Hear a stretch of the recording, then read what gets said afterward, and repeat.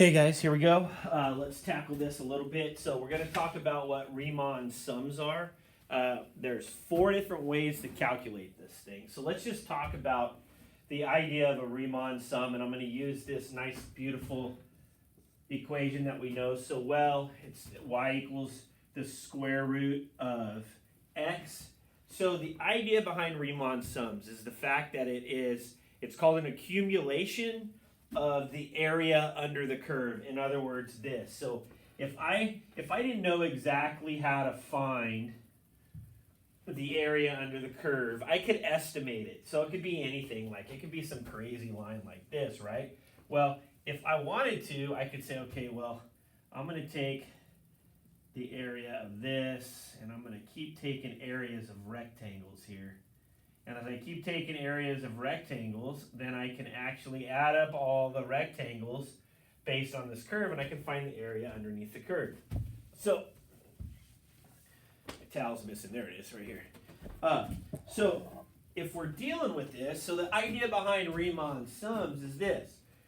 We can take, and a lot of them are 4, so in your homework it's 4. If I make this 3, 2, and 1, the idea is this, is that I'm going to go up here, I'm going to put a dot, and I'm going to create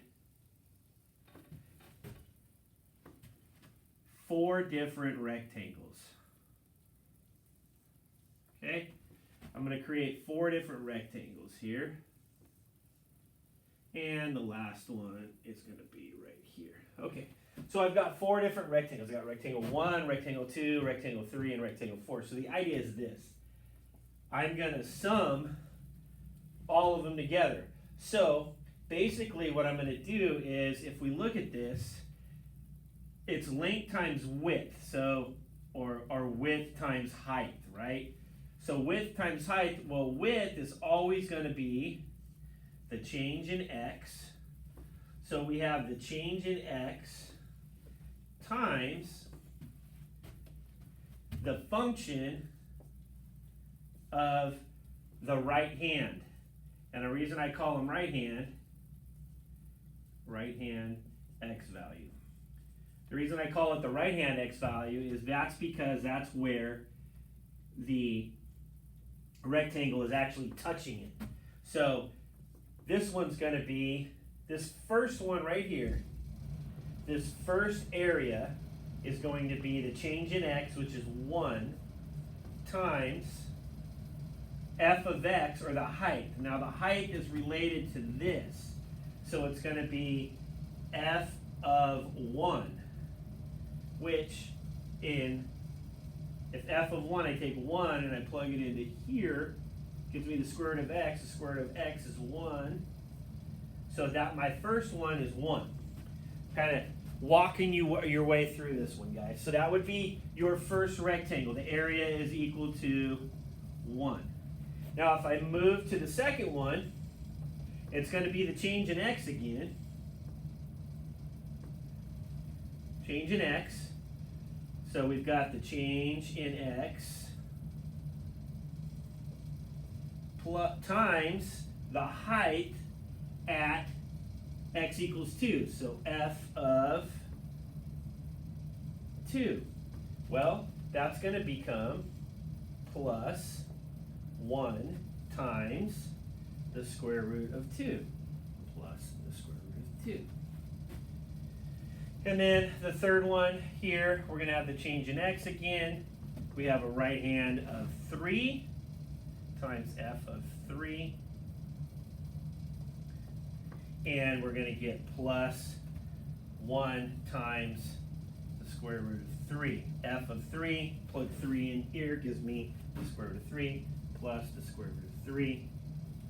And plus the last one, which is going to be the change in x. Our change in x is still 1, times the very last right-hand point, which is going to be f of 4. Now, f of 4 is going to be the square root of 4, whoops, and therefore it's 2. So if I clean all this up, I get 2 plus 1 is 3 plus the square root of 2 plus the square root of 3. And then you could actually put this in your calculator and estimate it a little bit more. I'll go 3 plus the square root of 2 is like 1.4 plus the square root of 3. Square root of 3 is going to be 1.7-ish. So we're going to get 3, 4, 5, approximately 6.1. So the area underneath this curve, the area underneath the curve is approximately 6.1. Now, what I'm going to show you here is, since these triangles are bigger than the curve, this one, because of its concavity and where the triangles are, this one is an overestimation. It's an overestimate. Okay? So I overestimated. So the 6.1 is an overestimation. All right. So like I said, there's 4 ways to do this, and we will see if I can move through the next few ways a little quicker, and then we'll have time to answer questions, and we'll just practice those when we get into class tomorrow. So when we're dealing with Riemann sums again, that was when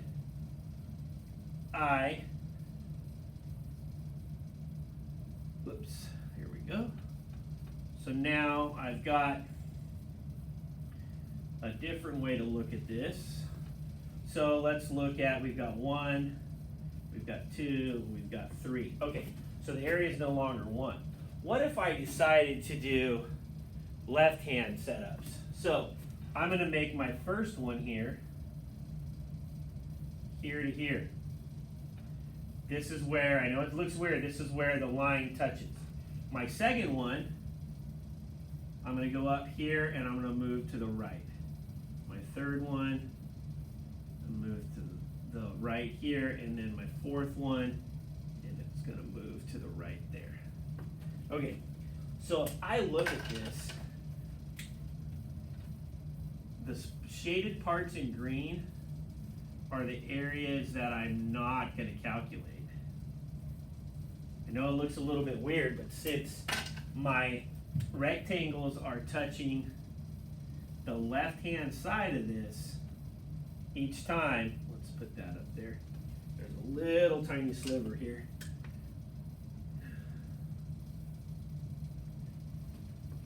I'm going to go ahead and calculate the area using my left x. So this is a left hand.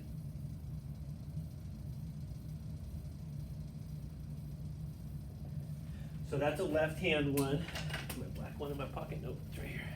There's my black pen right there. So I'm going to say the change in x, which is still 1. So we're going to do the sum of the change in x. The change in x, the change in x times f of the left side. It's because I'm using the left to touch the triangle. It's on the left, it's on the left, it's on the left, it's on the left. So if I look at this, I get the change in x, which is 1, times f of 0. Right here, f of 0. Plus 1 times f of 1. Plus 1 times f of 2. Plus 1 times f of 3. There's my 4 areas. 1, 2, 3, 4. So then we know this is 0. This is 1 plus the square root of 2 plus the square root of 3. So if we look at this, I get 1 plus 1.4 plus 1.7, 1, 2, 3, this is 4.1. Okay? And then we end up with an underestimation.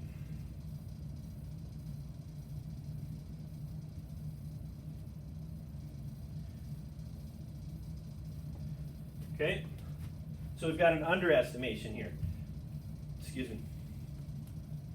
And that's because if you look at the curve, where our rectangles don't go past the curve, they're underneath the curve. And that's a left-handed sum. All right, so that's 2 of the 3 ways. All right, here we go, guys. We're almost there.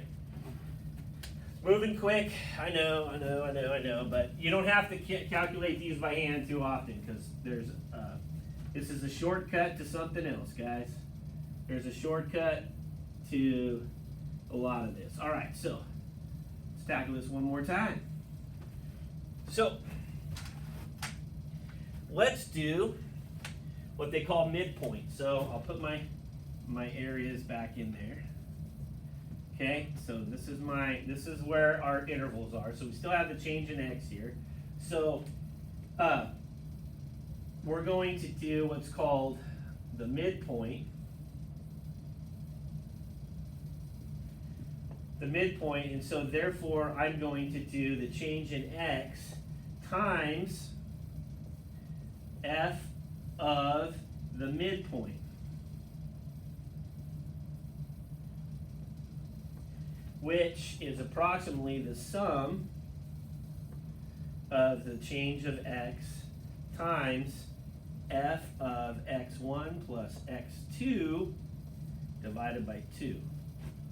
So let's look at that, what that looks like. So I want to know what the midpoint is between here and here.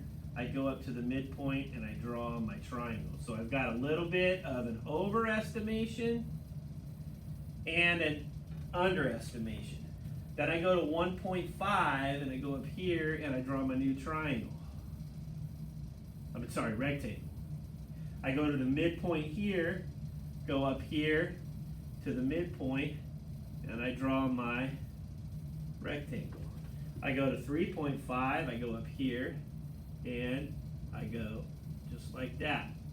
So, as you can see, this gives us a little bit of both, a little overestimation and underestimation.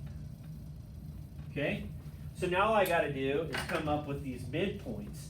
They're pretty easy to see because between 1 and 2 it's 1.5. But if you ever get some weird numbers, which you shouldn't, but that's a possibility, don't forget it's x1 plus x2 divided by 2 gives you your midpoint. So we know that, let's say this is 1.5. We know that. 1 plus 3, 1 plus 2 is 3. 3 divided by 2 is 1.5. So when we calculate these, we're going to get 1 for the change in x times the f of the midpoint, which is the f of 0.5, plus the change in x, which is 1, times f of 1.5, plus 1, the change in x, times f of 2.5, plus 1 times f of 3.5, which is the midpoint of all of these. And then it ends up being the square root of 0.5 plus the square root of 1.5 plus the square root of 2.5 plus the square root of 3.5. And so we end up with a little bit more accurate of a number, and it'll approximately equal, and I don't know what the number is, I don't have a calculator in front of me, guys. So that's how you deal with the midpoint formula. You have to find the midpoint, and then you take the height based off the midpoint. So the height is going to be based off the midpoint here. All right, one more. I'm trying to make the video short enough to where you guys get an idea and you can practice. So let's go ahead and tackle the last version of this. Let me erase this. This is getting uglier. Okay, so the last version of the ways to do Riemann sums. Take this to 4. I'll write it like that again. Okay, so we go 1, 2, 3 is what's called the trapezoidal. So then we start here, we go up to here, and we draw, this one will be a triangle. So then we go up to here, and we draw a different one. We go up to here, and we draw a different one. And if we go up to here, and we draw a different one, oops, right here. So these are slight, super slight underestimations, because look right here, there's just this little sliver that's not covered here. So, trapezoidal. Got to remember how this kind of works. So if we're looking at a trapezoid like this, and let's just say in general, this side's 1 and this side's 2. So if we take this apart, this is going to be 1 and 1, right? And so the area of this, let's just assume the change is still 1. 1 times 1 is 1. 1 times 1 divided by 2 is 1/2, right? So then we're going to get 1.5. That's the idea behind it. Okay. So now let's just assume that that's kind of a pain to do every single time. So what we can do is we can do this. We can take, if this is 1 and this is 2, we can take the y's, add them together, and divide by 2, which gives us 3 divided by 2, which is 1.5.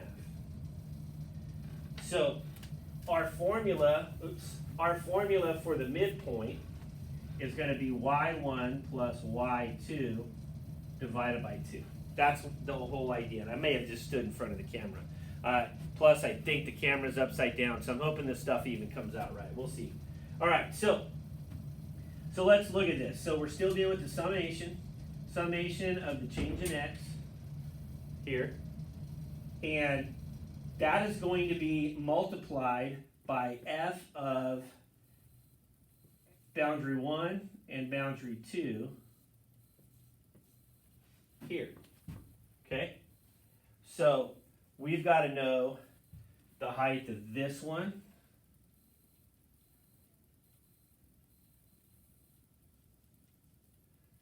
F of 1 plus f of, f of 0 plus f of 1. We've got to know those heights. Okay? So that's going to be, it's not f, it's this right here. We're going to multiply it by that. So let's just tackle this first one here. We know it should be half because it's going to be 1, because if I plug in 1, so let's do this. So we have 1 times f of 0, which is 0, plus f of 1, which is 1, divided by 2, equals 1 times 1/2. Okay? So the only difference now is we're adding f of, and let me do this one here. Let's say f of left plus f of right. So that's the trapezoidal. So if we look at this one here, we're going to do, the change in x is 1, but it's going to be f of 1 plus f of 2. So f of 1 is 1, f of 2 plus the square root of 2. Okay? Now if we move over one more, we're going to get 2 and 3. So we're going to get f of 2 plus f of 3 divided by 2. F of 2 is the square root of 2. F of 3 is the square root of 3. We're going to divide that by 2. Okay, and then the last one, we're going to do 3 and 4. We're going to do f of 3 plus f of 4 divided by 2. The square root of 3 plus the square root of 4 divided by 2. You work this through in your calculator. Let's just take that one off. And we'll take this 1 times the root 2 divided by 2 plus root 2 plus root 3 divided by 2 plus root 3 plus root 4. This is 2 divided by 2. And you plug that into your calculator here, and you're going to get an answer. So 4 different ways to deal with stuff: left hand, right hand, midpoint, and trapezoidal. This is the trapezoidal. I'll tackle some more a little bit later, but that's your first basic video, guys. Good luck.